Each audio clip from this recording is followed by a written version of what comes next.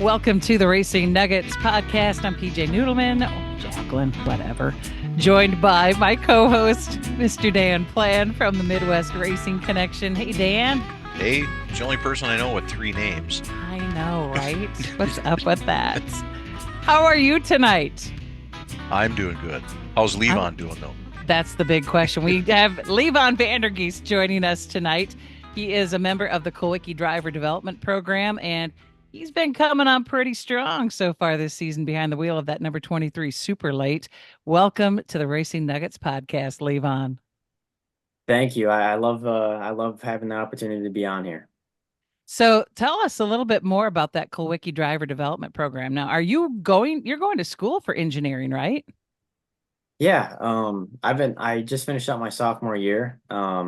I'm going to UW-Milwaukee for mechanical engineering, and that's the same school that Alan Kulwicki went to. So, and a big part of the inspiration of why I decided to go there was because of the fact that he went there. I wanted to follow in his footsteps. So, very cool. And you are kind of following in his footsteps with your racing as well, too, with a lot of things that you're doing. I do want to talk just a little bit more first, though, about that Kulwicki Driver Development Program. There's a couple of different aspects to it. Obviously, performance. So you want to get out there and, get fast times, win races. But there's a charitable side to it as well. And I have been blown away by all of the different fundraising that you have been doing. Particularly the most recent one that you did, or at least that I saw, was at Jefferson Speedway for the Freedom Honor Flight. You raised some funds for that. How do you keep coming up with all the different things to raise money for? I'm glad you brought that up. We as you probably know, I was in the program last year, and I feel like that was something that we kind of struggled at because we've never really done anything like that before, like fundraising and getting involved in the community and not just focusing strictly on the race cars and showing up at the racetrack. So this year we wanted to do something a lot bigger. So I kind of set my goal for this year to try and help as many local organizations and causes as possible. So me and my mom kind of went through our local website for that kind of stuff, and we found 23 different organizations that are all nonprofits that help people in our community in all kinds of different ways. And that was eye-opening for me looking through all that, because you don't realize how many organizations are out there until you go and search them all out. So, like you were saying, the most recent one that we raised money for was the Merrill Area Concert Association. But like you were saying, at Jefferson, we raised money for the honor flight, and that was cool for a couple of reasons. Because first of all, it was the Salute the Troops 100, so it was really a fitting cause to raise money for that race. And then also my grandpa fought in World War II, so he went on the honor flight, so that was kind of a special cause for us. But it was awesome. You'd be surprised how many people are willing to give money to all of these different organizations just to help people out of the kindness of their hearts. I had a couple of my guys in the crew go up in the stands before the race at Jefferson, and during opening ceremony, during driver introductions before the feature, and just in like that 15 minutes, we ended up gathering over $2,000 in the stands from people throwing money in the buckets for the honor flight. So we'll be able to send 8 veterans on the flight, and yeah, all the other fundraising that we've been doing this year too has just been. It's been really eye-opening. It's been cool to give back, and I try to do a little bit of volunteering here and there too. Like at council grounds, when I had time, when I went to hand the check over, they were scraping off a parking lot to repaint, so I stayed there for a couple hours and helped shovel. And it's fun to get your hands dirty like that every once in a while and try to make a difference. Speaking of getting your hands dirty, not even just with volunteering, but at the racetrack, I saw some pictures. And by the way, we're recording this on June. What is today? The 4th? The 4th. Okay. We're recording this on June 4th. It'll be dropping a little bit later on this month, in about 2 weeks, actually. And I saw some pictures from this past weekend at the Dells. My husband, Toby, was actually down there kind of helping you guys out as well, too. There were 2 really cool pictures where Tobe was talking to you, and you are actually on your back. One of them, you're on your back underneath the car, actually working on the setup So that was pretty cool to me to see you actually right in there, elbows deep doing stuff and then looking to Tobe for whatever he was telling you to do. How has that been for you, the learning curve? And are you learning stuff at school as well too with engineering that's all applying to what you're doing with the race car? Talk a little bit about that.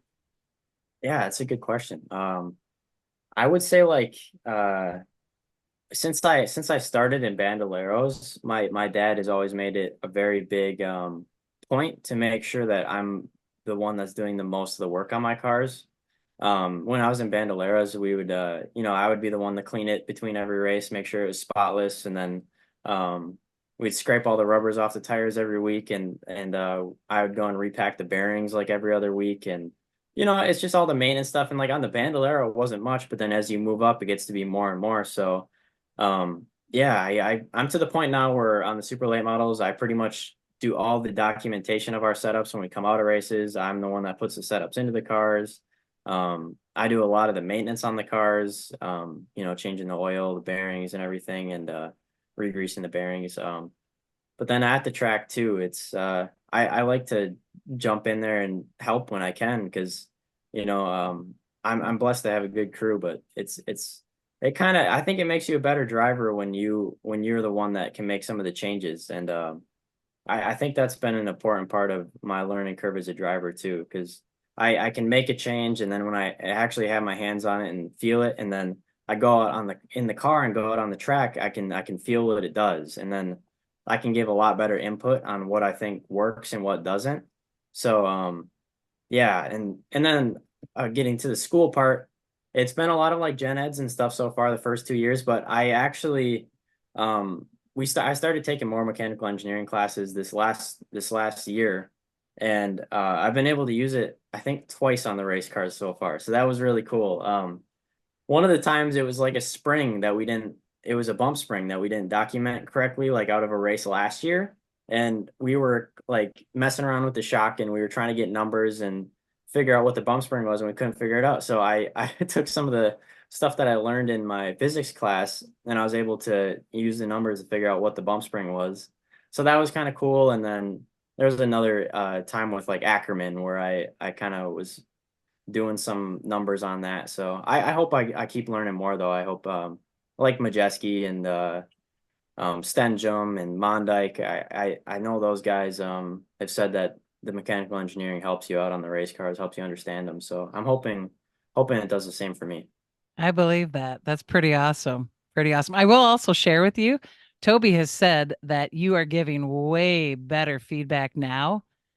Just really great detailed feedback that makes it a lot easier to make input or changes or have the discussion about what to put in there. Are you getting to the point now where you're able to kind of say what you think you need in the car? Yeah, I really like working with Toby and Chris too has been my crew chief forever. But um, the thing that we've been really lucky with is we've been building on it for the last 3 years, but now it's to the point where we get to the track and we have a fast car, and it's just about tweaking it to take it from like a top 10, top five car to try to make it a winning car. And Hmm. yeah, I think I have been a lot better with feedback recently because I know the changes and what they feel like. Like I know that like I don't know. I won't give specific examples, but like there's certain stuff I know I don't really like the feel of. So we don't have to waste our time trying that stuff if I already know I usually don't like it. So I can kind of Toby or Chris can kind of give me options and I kind of know what I need now. Whereas in the past we would kind of just guess and see if it works. And we're able to be a lot more accurate now with our changes. I think that's helped us out a ton. Have you noticed any difference this year with the new tires that they're running on the super lates across the nation, or is it pretty similar to what you've had in the past? I feel like it's definitely different. I almost feel like they're more like the truck tires that I used to run in the Midwest Truck Series. They seem like a little bit harder compound. I don't know what it is, but it's a little bit harder to qualify on them, and then they last longer in the features. You can kind of beat them up and they don't really go away. Like I was um the Joe Shear this year at Madison, 200 lapper. There was someone in front of me for a lot of the race that was loose, and I could see that, and they were kicking it loose off of the corner like almost every lap, and I was like, I'm just gonna wait it out. Their tires are gonna fall off, and then they'll fall back, and they never did. He ended up finishing ahead of me. It's like you can beat them up a little bit more, and they're not gonna fade away as much as the seems like the 35 45s did, but we made a couple adjustments with the car to kind of help with that. And it's a little bit different driving style. I feel like it's more of a sprint now than you don't really want to Mm. save tires at a lot of these tracks. So especially Dells, because it didn't really eat tires anyways. But yeah, there's definitely been a little bit of a difference.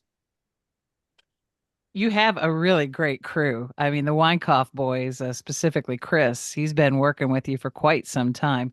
That's got to help too, being with that same group of people throughout the whole course of your career.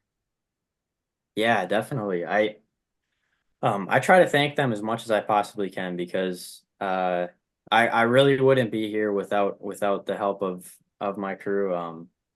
Not just the Weinkoffs, Chris and Jason, but Jake Broche, Emily Broche, Ben DeBrew, Jacob Roosh, Junior Katsky. I have a whole team of guys that are very dedicated to giving me the best shot that I can when we go to the racetracks. They come to a lot of the races and they'll even take, days off of work to come and help me. It's hard to find guys like that, and I'm really thankful for that. I know there's a lot of teams out there that look for people like that and can't find them. So Hmm. and then like Chris and Jason, they together have so many years of racing experience along with my dad too.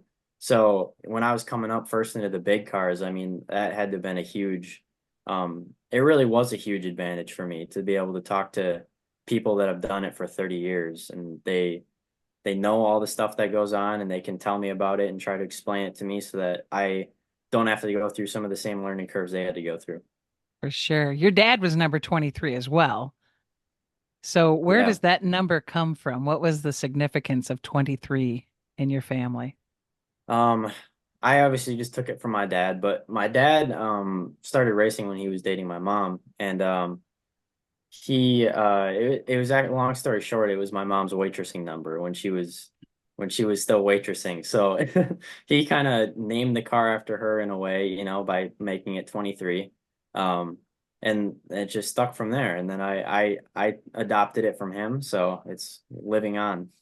I love that. That's pretty awesome. Very Yeah. awesome. That is very unique. I've never heard that for a the reason behind a car number, the waitressing number. For Yeah. sure. So tell us about a time when you had to kind of overcome adversity behind the wheel and just kind of how you persevered. I'd like to hear something like that from you.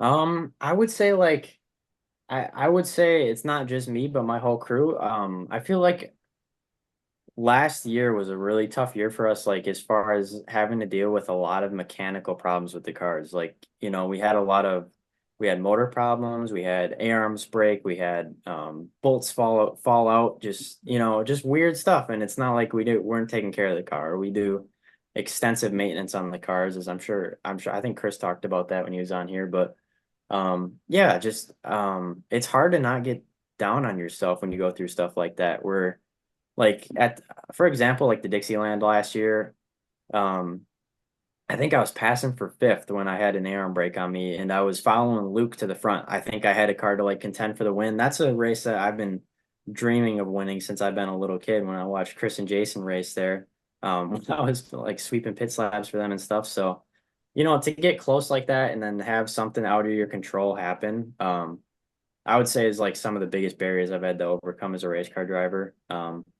And to just keep on to have stuff like that happen and then go the next day and tear the car apart and rebuild it and fix it, try to make it better, and then go back the next week and just keep after it. And it's not just me, it's my whole crew. They never gave up throughout all the stuff that we went through last year. So um I'm really lucky to have them. And uh yeah, and then this year it's been great so far. We had the crash at the Dells this past week, but it wasn't a mechanical failure or anything that was in our control. It was just, got caught up in a wreck ahead of me, but it's been way better so far this year. So it's kind of like something that we've overcome.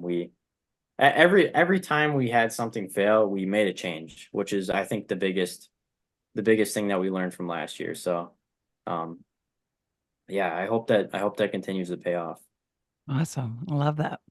So you mentioned Kaukauna, Wisconsin International Raceway. Is that your favorite track? I don't know. I have a hard time picking favorite tracks. When I was like when I was like in the truck series, I would pick a new favorite track all the time because I don't know. You go around to so many different ones and they all have their own characteristics and then it depends how good your car is too. If you have a really good car somewhere, you might like that track better. Um, I'll tell you what, I really enjoy racing at Jefferson. And last year, I don't know if I just didn't have a great car or something, but I thought I didn't like it as much. And then racing it again this year, I think, being able to come from ninth to second like that, I love that track because it's a driver's track. You can try so many different lines. And Kakana does fall in that category too. I feel like if you don't set the car up perfect, there's a lot of different lines that you can run to try to benefit yourself.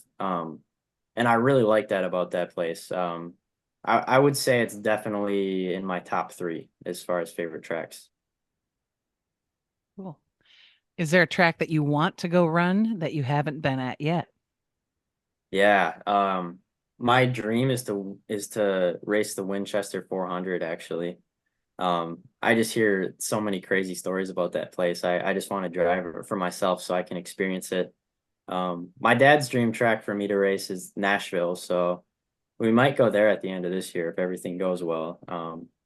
I don't know. I just want to get out of the Midwest and try a couple, well, Winchester kind of is in the Midwest, but uh yeah, I don't know. There's quite a few tracks I'd like to try. I really want to try Pensacola. Mm. I'm pretty big on iRacing, so and I think Pensacola is one of my best tracks on there. Like I don't know, whatever cars I run on there, but I definitely want to try that place someday. I don't know. There's all kinds of them.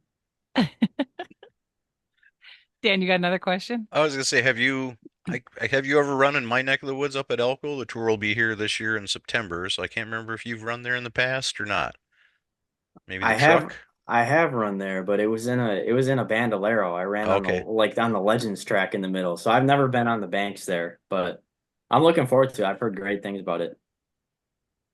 Was there ever a time when you're behind the wheel that you were convinced by Chris or your dad or somebody to try something new and you were a little uncertain and it worked out pretty good? Or you kind of had to push beyond your comfort zone, if you will? Yeah. I That's a good question. There was actually something that Toby taught me recently that I've never tried before, and then I went out on the track and tried it and it worked and I was like, holy crap, I don't know how I went this long in racing without that, but um I don't know. There's a lot of stuff like yeah, Chris and Jason and my dad have taught me tons of stuff. I would say Madison is like a track that took me a long time to catch on to, and I would say Chris gave me a lot of good advice there on how to drive that place. And it's kind of counterintuitive to how I would think I would drive it, but it worked out. So that was interesting. And then there's a lot of stuff I take from iRacing that like I would never really think about trying in real life, but it's like you want to, it works on there, so then you try it in real life, and sometimes it works out. So yeah. That's pretty cool. So your friends that I'm assuming you have friends at college where you're going to school.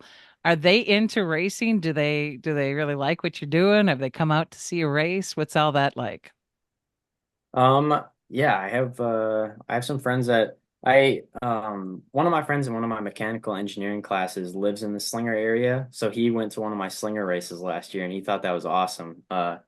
He went to the Alan Kulwicki Memorial, so I led a lot of that race. He was sending me videos as the race was going on. I don't think he knew I was going to be there. He just showed up at the track, and then I ended up having a really good run. So he thought that was awesome. My some of my other friends are like into Formula One and stuff, but they don't know as much about like NASCAR and like oval track and oval track racing. So then I try to get them more into it and stuff, and I think a bunch of them are going to come to one of my races this year. Probably one of the races I do at Wisconsin International Raceway in Kaukauna.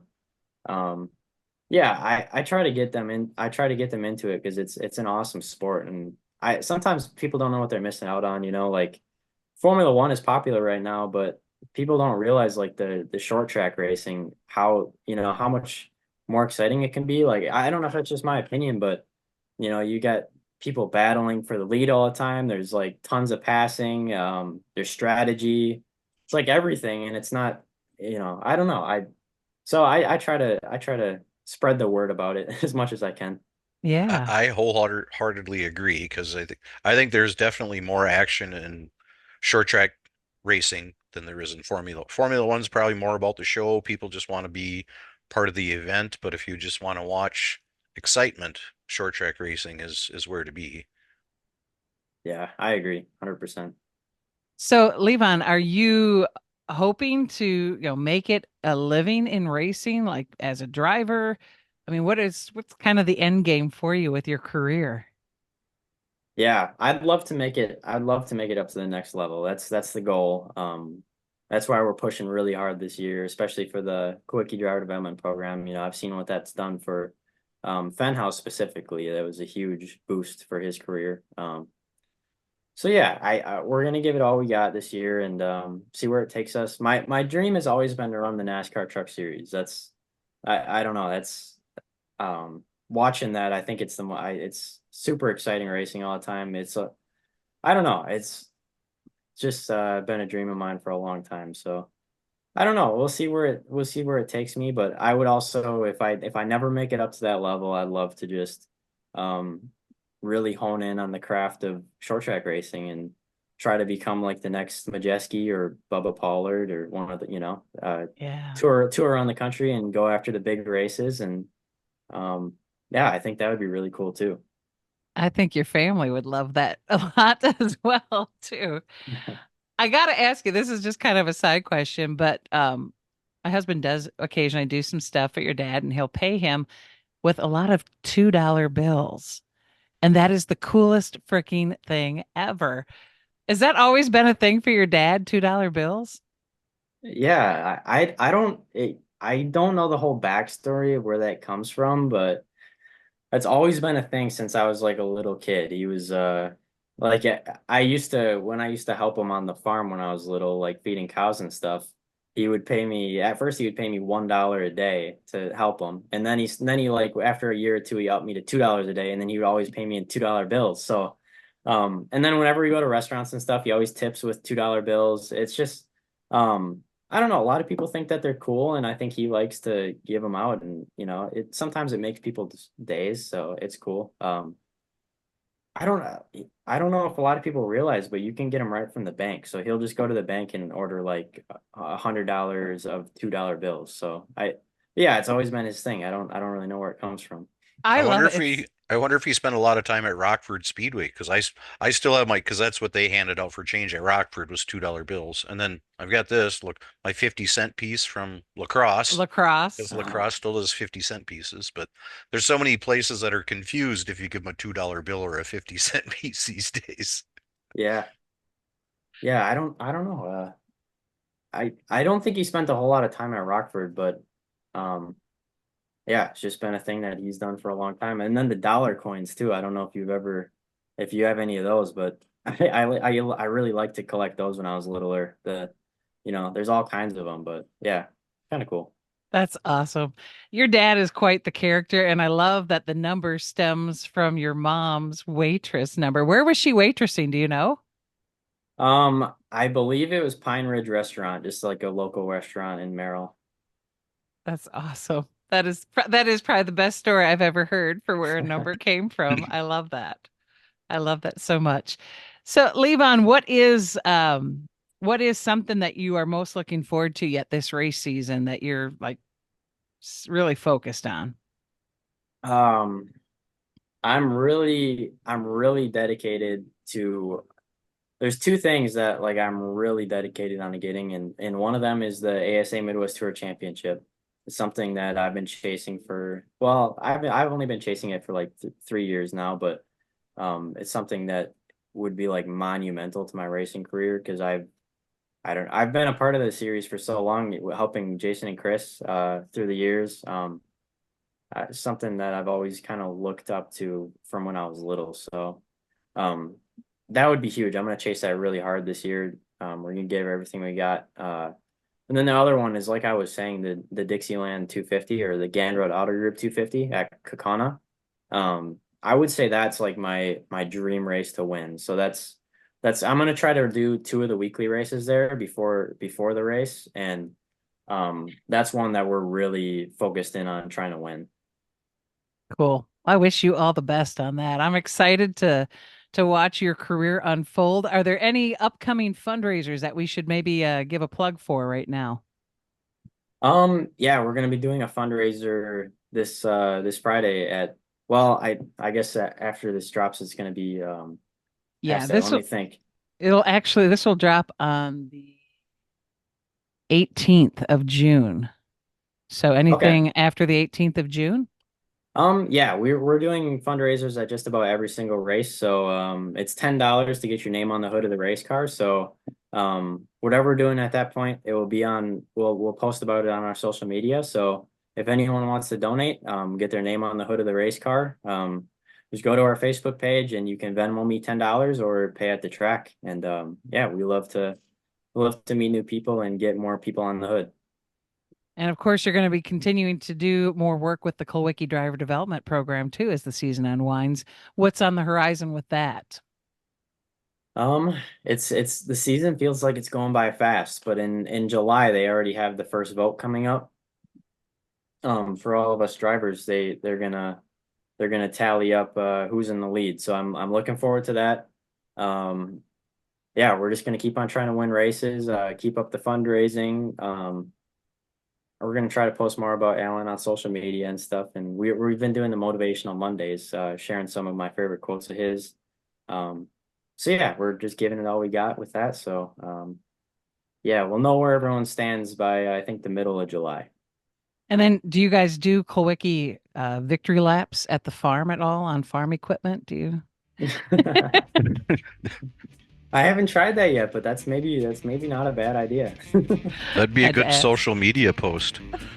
Yeah, with a tractor or something. Yeah. Funny. Oh, funny. Well, Levon, we wish you the best of luck as you continue to venture towards your goals in 2024. Looking forward to seeing that neon green number 23 doing big things for the Kulwicki Driver Development Program. Thank you very much. Thanks for having me on.